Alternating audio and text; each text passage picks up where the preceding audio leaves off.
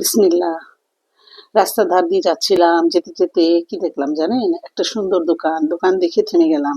থেমে যে আমার যা মনে চাইলো, কি কি খাবো কি খাবো, অনেক কিছু আছে, অনেক আইটেম ভ্যারাইটিস।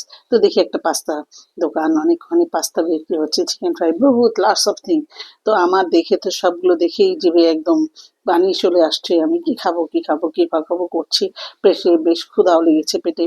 এই মুহূর্তে আমার মনে যেটা চাচ্ছে, মনে চাচ্ছে যে একটা ইয়াম্মি এমন একটা কিছু খাই যেটা খেলে আমার পেটটা শান্তি পাবে।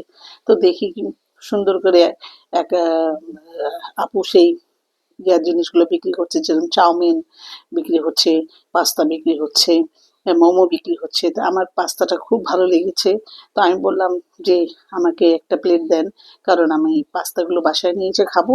আমি এখন এখানে বসে খাওয়ার সময় নিয়ে আমার বাসায় যেতে হবে তাড়াহুড়া করে। যেই বলা সেই কাজ, উনি বললেন যে ঠিক আছে, আমাকে 5 মিনিটস দেন, আমি এগুলোকে সবগুলোকে সুন্দর করে মিক্স করে আপনাকে তৈয়ার করে দিচ্ছি। আহা!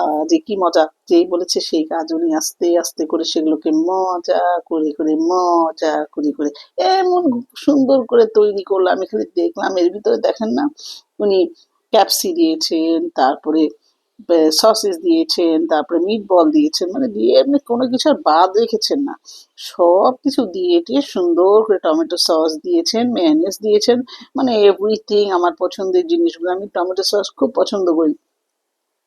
আমার এত মজা লাগছে, আমার তো সেই রকম মজা লাগছে। আমার আর তর সইছে না। আমি এখন এটা ইয়াম্মি ইয়াম্মি করে একদম কাপুস কুপুস করে খেয়ে নেবো। কি বলেন? হ্যাঁ, ঠিক আছে না? আল্লাহ হাফিজ।